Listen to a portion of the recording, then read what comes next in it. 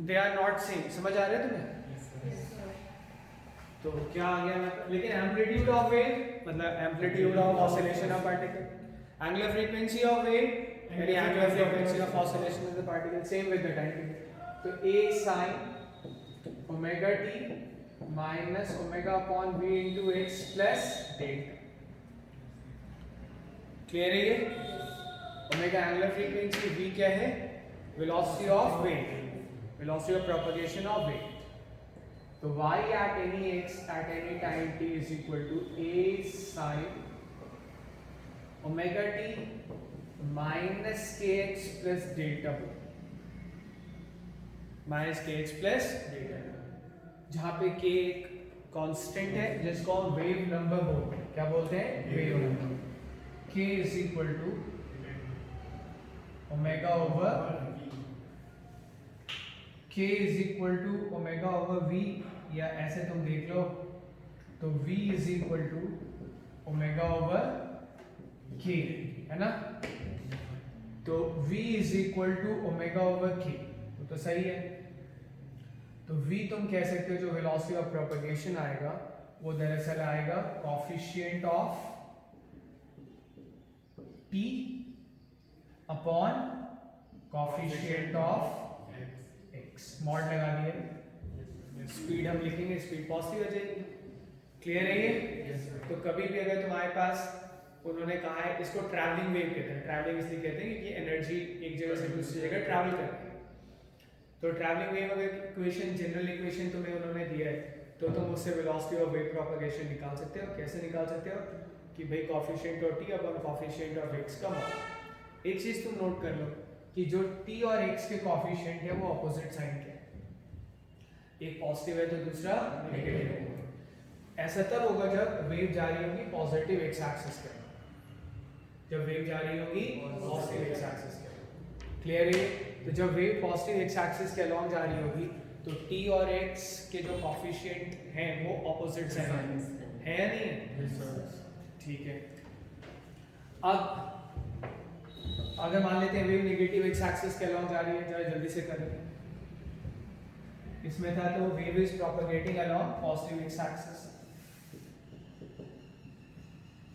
क्या एडजस्टमेंट करना पड़ेगा? समझ गया? समझ गए क्या?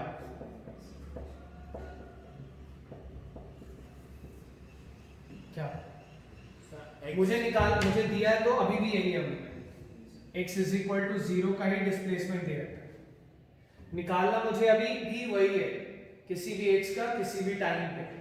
तो displacement of any x at any time t हमें निकालना है। पर अब हम क्या कंसिडर कर रहे हैं कि wave is propagating along negative x axis. Wave is propagating along negative x axis.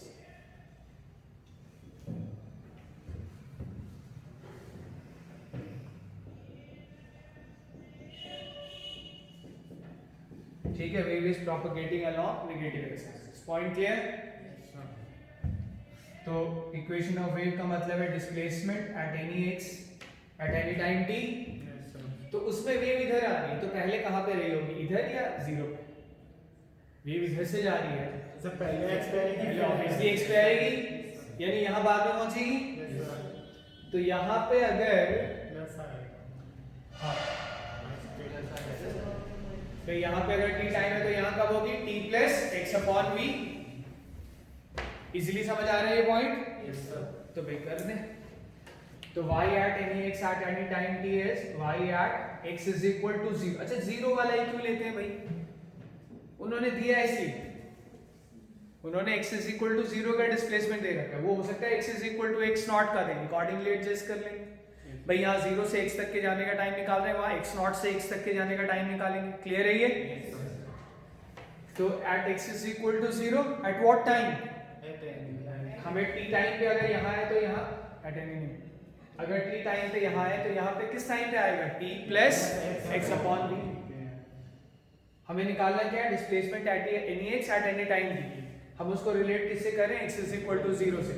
0 से x कितनी डिस्टेंस है? x। उसको ट्रैवल करने में कितना टाइम लगता है? x upon v। तो यहाँ टाइम t है, तो x इज इक्वल टू 0 पे या तो वो x अपॉन v बाद पहुंचेगा या पहले पहुंचेगा। जब इधर जा रहा था तो पहले था, जब नेगेटिव में जा रहा है तो बाद में आएगा। तो हम बाद में आएगा तो t में ऐड कर देंगे, क्या लिख दें, x अपॉन v आ जाएगा ये। और इसमें एक चीज तुम नोट कर सकते हो, क्या नोट कर सकते हो इसमें कि y at any x at any time t जो आ रहा है a sin x is equal to 0 पे, इससे इक्वेशन है ना।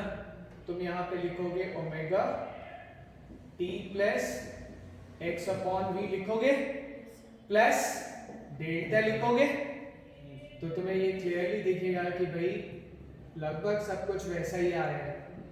a sin omega t plus omega upon v, but omega upon v is k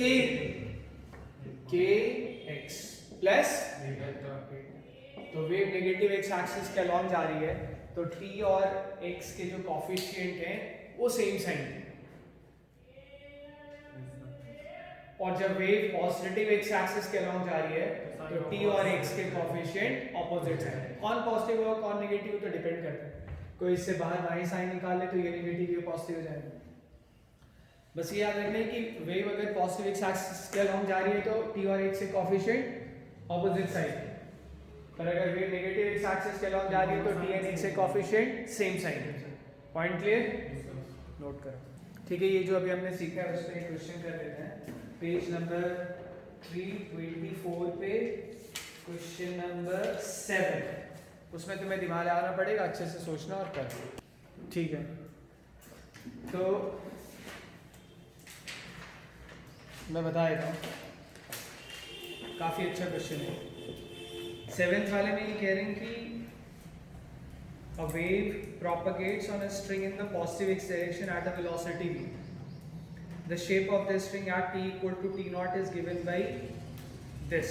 अब देखो मैंने जो डेरिवेशन कराया था उसमें t जनरल था, x फिक्स किया था मैंने 0, इन्होंने क्या किया t फिक्स कर दिया और x इनका जनरल है। मुझे क्या करना है, जनरल x जनरल t लाना है। यहाँ मैंने क्या फिक्स किया डेरिवेशन में, 0 फिक्स किया और t जनरल है मेरा। उन्होंने क्या किया, उन्होंने t फिक्स कर दिया है x जनरल। अब मुझे t को भी क्या बनाना है, जनरल बनाना है। ठीक है, इसमें मैं तुमसे क्या कह रहा था कि ये तो जनरल है, उन्होंने भी जनरल दिया, मतलब मैंने डेरिवेशन में जनरल दिया था।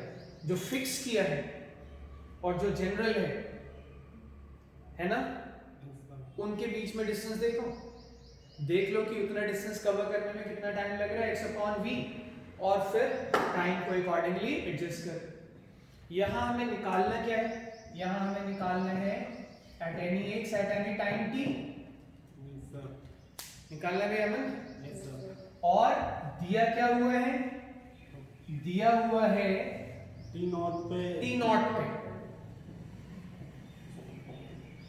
अब तुम देखो t नॉट पे गिवन है, जनरली है, जनरल टाइम t है और t नॉट पे गिवन है। ड्यूरेशन कितना आया,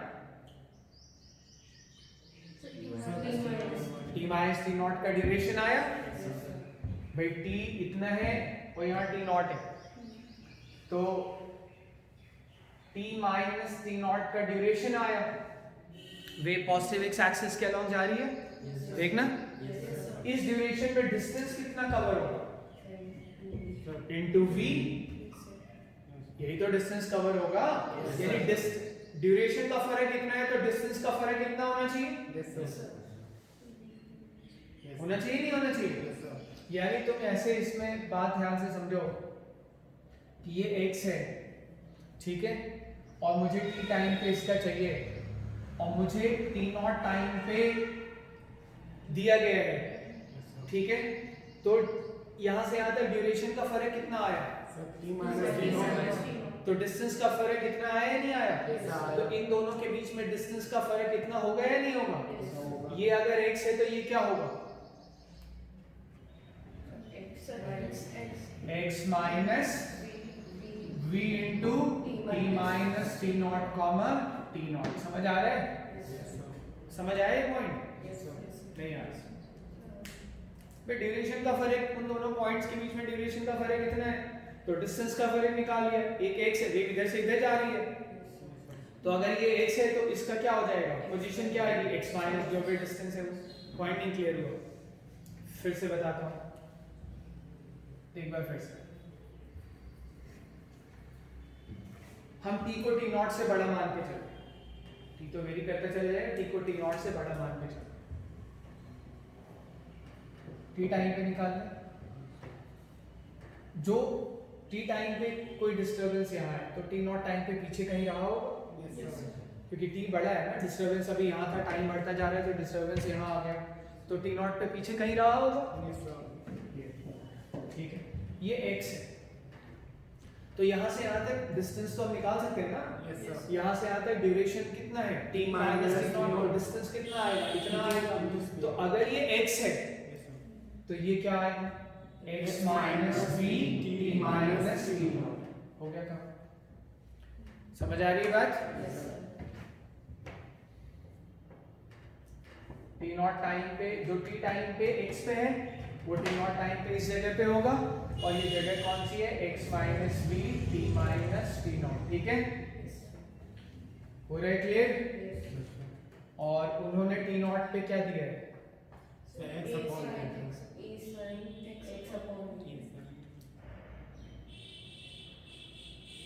a sin x, तो x here पे क्या है, x minus v t minus t0 upon a।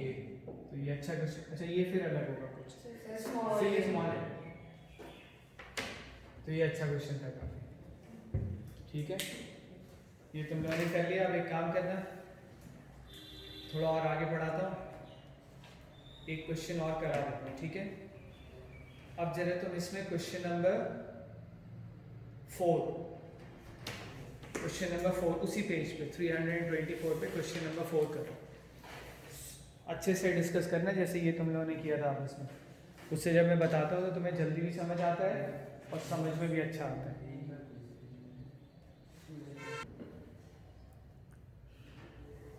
तो फोर्थ वाले क्वेश्चन में कह रहे हैं, pulse travelling on a string is represented by this function. y है, और y देखो x का भी फंक्शन है और t का भी फंक्शन है, x डाल दो t डाल दो, तुम्हें मिल जाएगा किसी भी x पे किसी भी टाइम का। क्लियर है ये। Sketch the shape of the string at t equal to 0, 1 second, 2 seconds. तो y is equal to उन्होंने लिखा है a cube upon x minus bt का whole square plus a square, a cube upon x minus bt का whole square plus a square.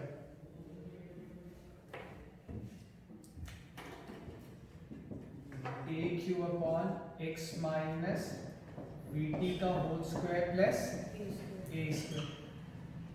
हमें shape बनाना है, t equal to 0 पे पहले बनाते है ना, तो t इक्वल टू 0 पे अगर तुम लिखोगे तो y क्या आएगा, a cube upon x square plus a square. ठीक है, अब तुम यहाँ पे देखो कि ये, अब मुझे इसका कर्व एक तरह से ग्राफ बनाना है, ये मैथमेटिकल प्रॉब्लम, ग्राफ ड्रॉ करने से साइन वाइन का होता है, वैसे इसका भी कुछ ग्राफ होगा, वो देखेंगे। तुम देखो x इज इक्वल टू 0 पे इसकी वैल्यू क्या है, a, y a आ रहा है, ग्राफ ऐसे तो प्लॉट करते हैं, x की वैल्यू डालो, y के जो वैल्यू आए उन सबको मिलाते चले जाओ, है ना। पर ऐसे कितने पॉइंट्स मिलाओगे तुम, समझ रहे बात को। तो अब अगर तुम यहाँ पे ध्यान से देखो तो x अगर हम अब इंक्रीज करें, अगर हम राइट जा रहे हैं तो x इंक्रीज हो, तुम ऐसे देख सकते हो x इज इक्वल टू जो प्लस x पे वैल्यू आएगी वही माइनस x पे आएगी। देखो क्योंकि x स्क्वायर तो सेम ही होना है, तो जब इसको हम कहते हैं जो प्लस x पे वैल्यू आए वही माइनस x पे वैल्यू अगर आ रही है, तो जैसा y एक्सिस के राइट हैंड साइड में दिखेगा वैसा ही लेफ्ट हैंड साइड में दिखेगा। यानी हम कह सकते हैं y एक्सिस के अबाउट सिमेट्रिक हो, जैसे cos x का ग्राफ होता है। ठीक है, इवन फंक्शन बोलते हैं। खैर चलो, अब जैसे जैसे तुम x की वैल्यू बढ़ाते जाओगे cos x साइड में, वैसे वैसे डिनोमिनेटर बढ़ेगा और वो नीचे की तरफ। डिनोमिनेटर बढ़ेगा तो y की वैल्यू कम होगी, यानी x इज इक्वल टू 0 पे y की वैल्यू मैक्सिमम है, उसके बाद अब इधर जा रहे तो कम होती जा रही है, नहीं जा रही? कर दें इस तरह से,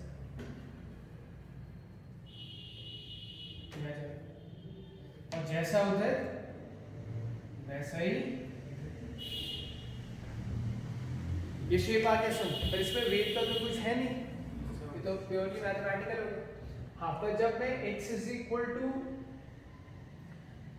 t इक्वल टू 1 पे निकालना है।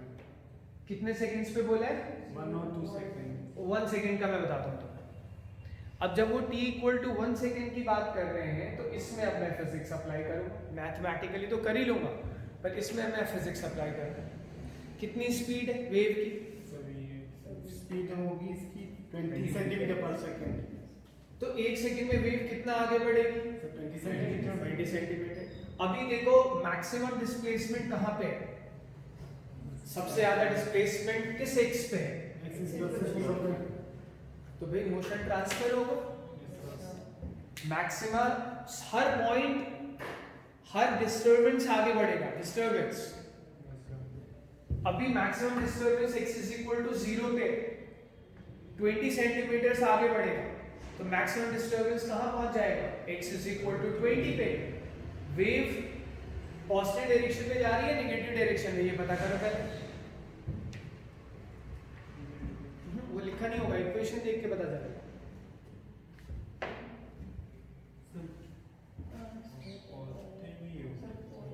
पॉजिटिव ही होगी, मतलब ये क्या ऐसे तो सोच रहे हो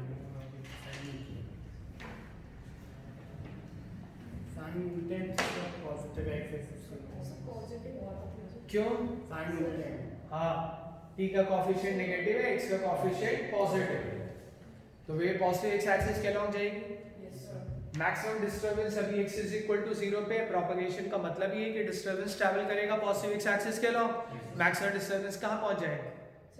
एक्सिस 20 पे। बाकी शेप पे, वेव की शेप पे कोई फर्क नहीं पड़ेगा, बस वो x is equal to 20 centimetre पे आ जाएगा, बाकी वेव ऐसे रहेगी। अब वो x इज इक्वल टू 0 के अबाउट सिमेट्रिक नहीं होगा, अब वो किसके अबाउट सिमेट्रिक होगा? x इज इक्वल टू 20 के अबाउट। समझ पा रहे हो पॉइंट? 20 सेंटीमीटर के अबाउट। ठीक है, समझ आया ये? तो ये मैंने तुम्हें जो है 2 क्वेश्चन कराए, तो अब इसमें होमवर्क रहेगा तुम्हारा क्वेश्चन नंबर 1 to 7।